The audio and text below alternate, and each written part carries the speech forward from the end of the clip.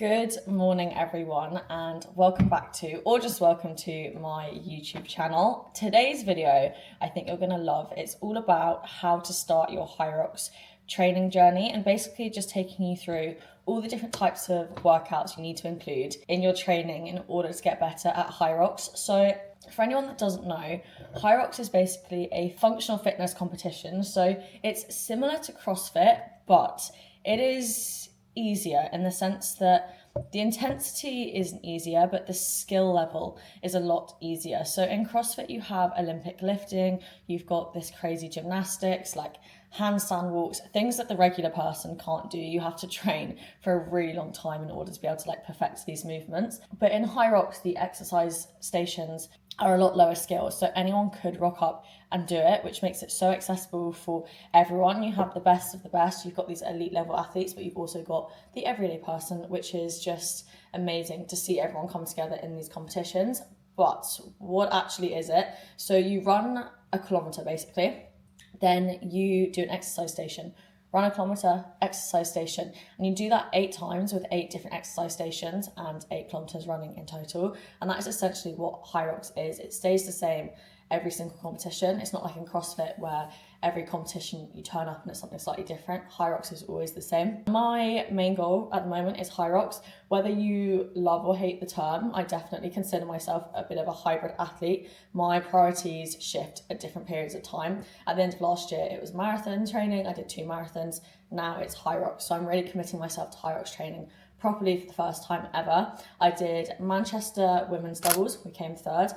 And then I've got Glasgow singles in 2 weeks, which is crazy. So that's what we've been working towards. And I've got 2 training sessions to take you through today. More of a strength-based one this morning, and then also a running intervals session this evening. So I'm going to take you through both of them. I'm having my electrolytes, creatine, and beta-alanine, which I have first thing every single morning. These are the 3 supplements that I take consistently. And then I'm also having for breakfast, this is a protein shake, but I've added porridge oats and frozen banana for extra carbs, because obviously the priority before a workout is always carbs. My go-to at the moment is actually normally an overnight protein oats pot, but I just forgot to make it, so this is the next best thing. But it's about 7:30 and I'm leaving imminently, so I'm going to neck this and see you guys at the gym. We have made it to the gym and I'm going to jump straight in with the first tip, which is all about the running. So you might have heard that Hyrox is a runner's race, and that is definitely true. Running makes up 50% or slightly over 50% of a whole Hyrox. So if you have ambitions of completing a Hyrox and you currently don't do any running, you need to start doing some running. So there's 3 main types of runs that will really benefit you in your training. Number 1 is a long, easy run. And when I say easy, I don't mean that a long run is easy. It's just basically a term for a low intensity heart rate zone 2 run. So essentially just taking it nice and slow on purpose. So I know such a common misconception that a lot of people have when they start running, myself included, is that you have to run further or faster every single time in order to get fitter, which is actually so far from the truth. So these easy zone 2 heart rate, low intensity runs are actually what build your aerobic fitness. So running slow on purpose. So if you ever heard run slow to run fast, that's where that comes from. So you basically want to run at a pace that you could hold a conversation at. You could be jogging along with a friend, chatting, and you wouldn't be really out of breath. And this is the running that builds your aerobic fitness and gets your body more efficient at running further and for longer. So that is run number 1, a long, easy run. How far do you want to go? So ideally you want to build up to 160 to 90 minute long, easy run a week. But obviously if you're new to running, you're not going to start or jump from 0 to 100 straight away. You're going to start with your current ability. If you can only run for 20 minutes, start at that and then really incrementally increase over time. So add 5 minutes to that every single week. So 20 minutes, 25 the next week, 30 the next week. The most important thing when it comes to running is not doing a massive jump in intensity or volume, because that is how you get injured. So it's so important that you trust the process with that and you do take it slowly. So start with your current ability, even if that's 20 minutes. And if you're listening to this going, I can't even run for 20 minutes, that's fine. Do start with running, walking intervals. So run for 60 seconds, walk for 60 seconds, and repeat. And then you can make that harder over time by increasing the running distance and decreasing the walking distance until you can run consecutively for 15-20 minutes, whatever it is. So that's your run number 1. Number 2 is you want some speed work. So Hyrox is 1 kilometer intervals, which in the grand scheme of things is pretty short, and you want to be able to do them as fast as possible. So you need to work on your speed with intervals. I'll put some examples actually up on the screen of my favorite intervals that I've been doing recently, but it essentially means running fast and then resting, running fast and then resting. And then within speed work as well, you'll also have some kind of like tempo threshold work, which is where you could run for 20 minutes at the max speed that you can sustain for that 20 minutes, which is essentially just putting your body into these higher intensity zones and trying to maintain that high intensity for as long as possible, because Hyrox is essentially working at your max intensity for an hour to an hour and a half, maybe even longer. So you really need to put your body into these high intensity training zones in your training in order to sustain yourself longer in the race. So that's the speed work. And then number 3 is compromised running, which is so important. You can be good at running, but running in Hyrox is a whole different ball game because you're tired coming off the exercise stations. Running 1 kilometer fresh is not the same as running 1 kilometer after pushing a 150 kilogram sled, or when your heart rate is absolutely jacked through the roof from burpees. So you really need to practice that in your training. So go from an exercise into a fast run, and you could keep it really simple and just do, say, 500 meter sled push. Sorry, oh my god, 500 meter sled push, that'd be awful. No, 1 length of sled push into 500 meter run and just repeat that. Or you could do ski into run, burpees into run, lunge into run. You could do a couple of different exercises. There's different ways of doing it, but practicing compromised running on tired legs is so important. So important. Like, I myself consider myself a fairly good runner. When I'm doing my just normal interval training, I can go quite fast. But when it comes to compromised running, it's just so different. So I had a half sim on last weekend, and running after those sleds, like, nothing compares. It is just so hard. So yeah, those are your 3 types of runs that you need to be including: long easy run, speed work, compromised running. And if you're completely new to running, I don't recommend going from no running to 3 runs per week. Start with 2, and I prioritize the long easy run, and then switch between if you're doing speed work or compromised running, and then over time you can increase to 3 runs per week. And that is all the running I think I have covered, but it's now time for me to head into the gym, so let's go get this session done.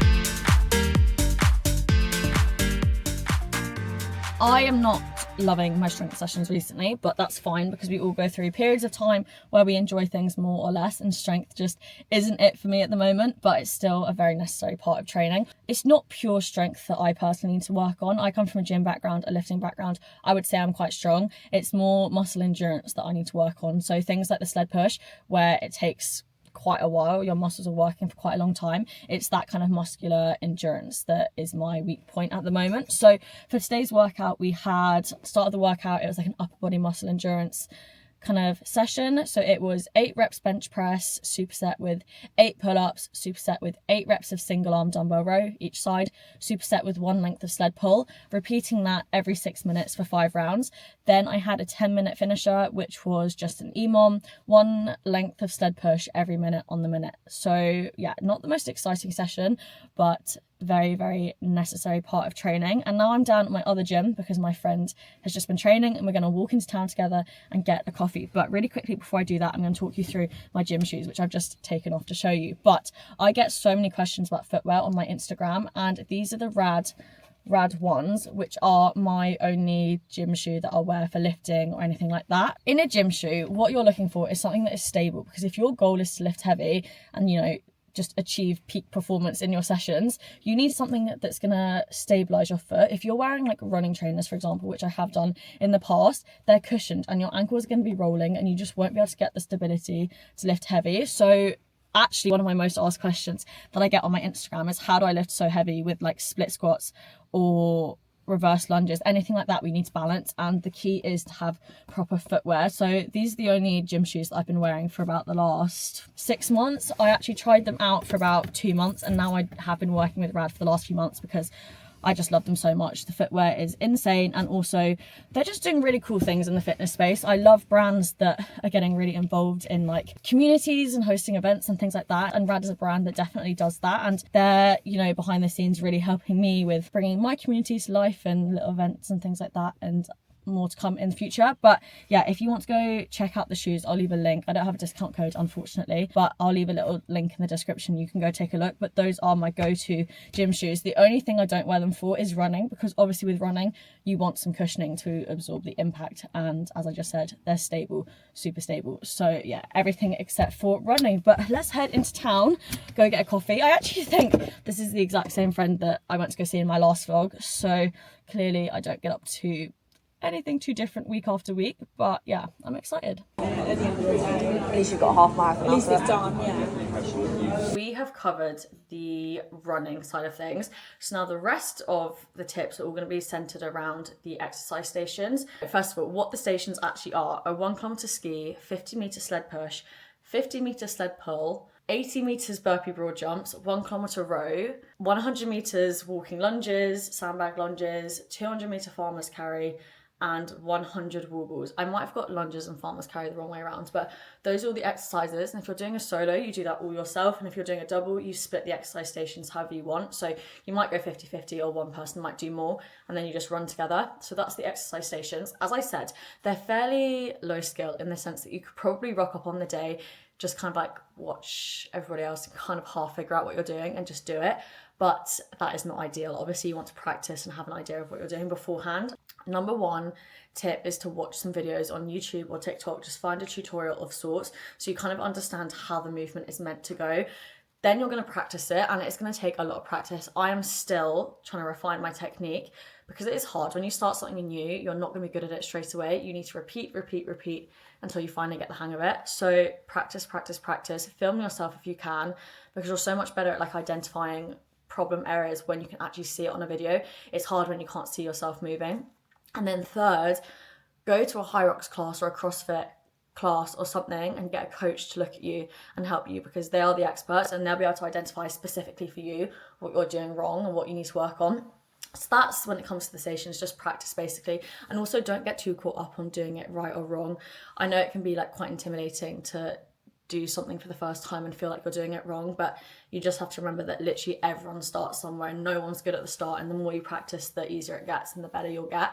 In terms of actual strength for the exercises, you don't need any crazy level of strength. I'm going to say the sleds can be quite heavy, but apart from that, nothing is that heavy. One lower body day and one upper body day per week will be plenty. And within those sessions, you want to focus on one, like pure strength, which will be lower rep ranges, 5 to 6 reps, and compound lifts. Prioritize compound lifts that recruit multiple muscles. So like back squats, heavy lunges, RDLs, barbell row, pull-ups, things like that. High reps, focus on strength.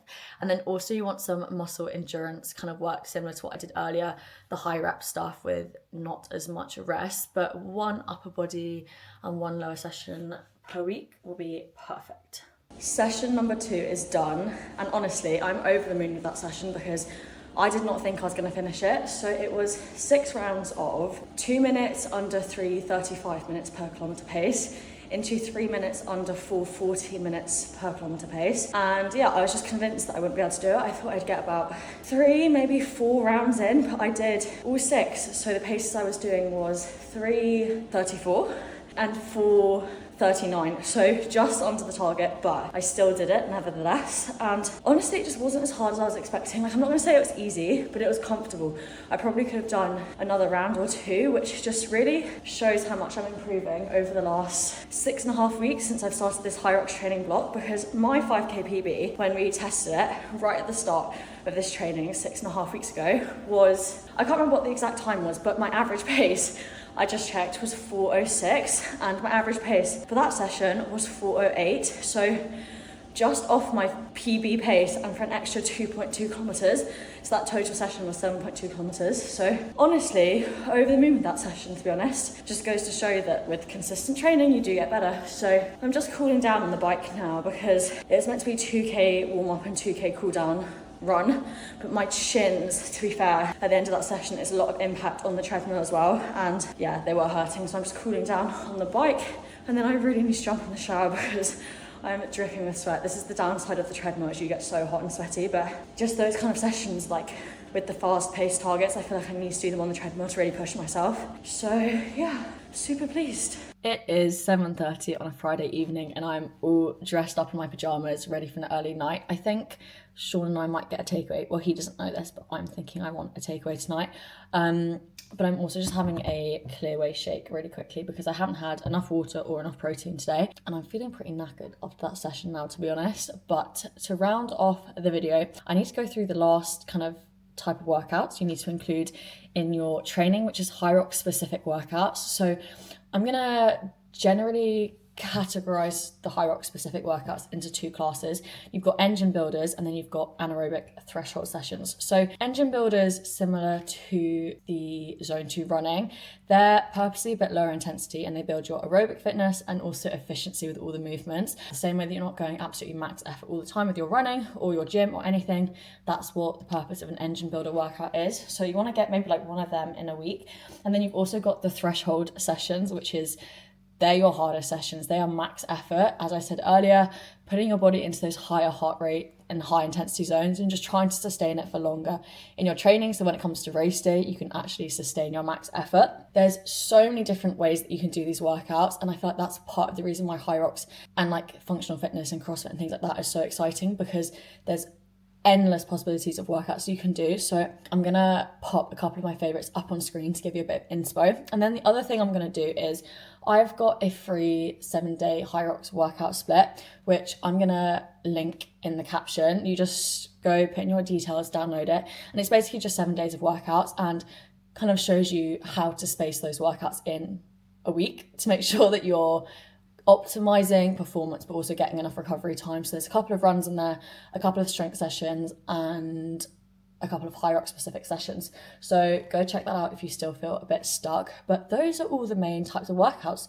you need in a Hyrox plan. But yeah, key takeaway points are you need to scale it to your ability. Don't be afraid of starting out slow and increasing. Everyone was a beginner once. Like no one just suddenly jumps straight into double training days every day. Everyone was once a beginner, and the sooner you get started, the sooner you'll get to that point. And I feel like the great thing with Hyrox is, as I've just shown you today, you see your improvement so quickly, especially if it's like a novel thing for you, and it's honestly so motivating. So I've been in the gym for years and years now, and to be honest, I don't see myself getting much stronger. I feel like I kind of maxed out my gym potential, whereas with running and with Hyrox, because it's still fairly new, I do see myself improving week after week, month after month, and it is so motivating. And just also having a goal. So obviously Hyrox you can compete, whereas with the gym, unless you're doing like powerlifting, there's not really like an end goal, whereas having a race or a competition or something to work towards is so motivating. So that's why I love Hyrox basically. But I've got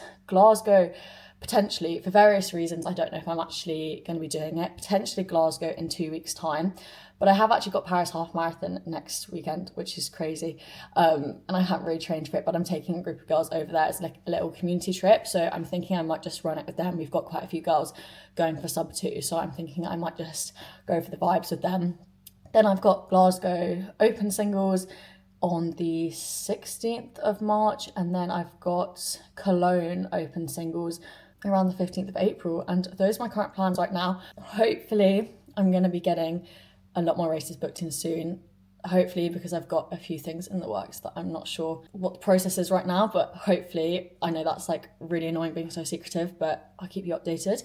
But yeah, I'll show you our dinner, whatever we end up getting. But that is the end of the Hyrox tips. Sean and I are just enjoying our takeaway pizza and we're watching You finished with that? Yeah, I'm done. You can have the last piece. And we're watching the Gabby Petito murder documentary on Netflix, and it's all about this girl that gets murdered by her boyfriend, and she's like trying to be a vlogger, and it's just reminded me that I haven't finished my vlog yet, but I've finished giving you guys all the Hyrox tips, and hopefully you enjoyed them and you can implement them. And check out my guide my 3 little workouts bit that I'm leaving in the caption. And we're gonna finish the rest of this food, or Sean is gonna finish the rest of this food, and then it's gonna be an early night. But thank you for watching, and hopefully see you again for the next one. Adios.